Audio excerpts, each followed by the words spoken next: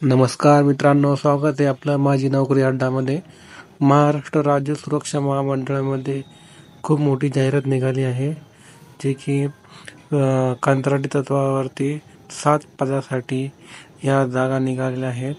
तर आपण 18/9/2024 रोजी सायंकाळी 5 पर्यंत हा अर्ज फॉर्म भरायचा आहे. तो विभागाचं नाव आहे महाराष्ट्र राज्य सुरक्षा महामंडळ. ही महाराष्ट्र शासनाचा सरकारी जॉब आहे मित्रांनो. आणि यासाठी जे वयोमर्यादा आहे 25 ते 40 वर्षापर्यंत आहे. महाराष्ट्रातील उमेदवारच अर्ज करू शकता. अनुभवाची आपल्याला गरज नाही, फ्रेशर अर्ज करू शकतात.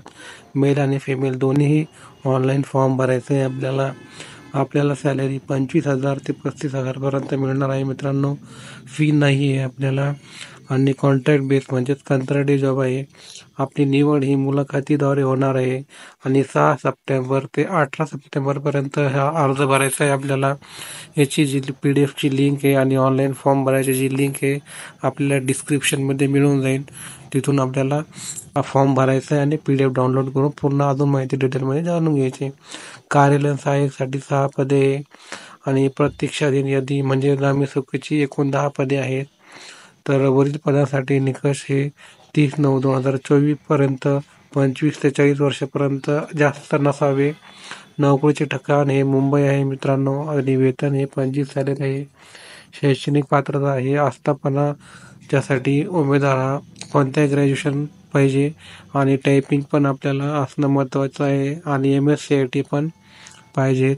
आणि कार्यालयीन क्लर्कसाठी टायपिस्ट हे 3 वर्षाचा तो अनुभव आहे तुम्हाला टायपिंगमध्ये असणं आवश्यक आहे.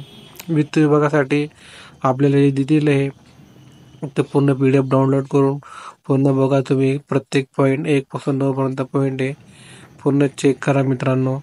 आणि जे पदाचं नाव आहे संगणक तंत्रज्ञ 1 पद, यासाठी पण क्वालिफिकेशन आहे BSc computer science. Experience minimum 3 वर्षाचा पाहिजे. नॉलेज आपल्याला इंग्लिश, मराठी आणि हिंदी लँग्वेजचं असणं महत्त्वाचं आहे मित्रांनो. यासाठी सॅलरी आपल्याला 35,000 रुपये आहे. जी निवड प्रक्रिया आहे, उमेदवाराचे जे कागदपत्र आहे त्यानुसार मुलाखतीला आपल्याला बोलावण्यात येईल.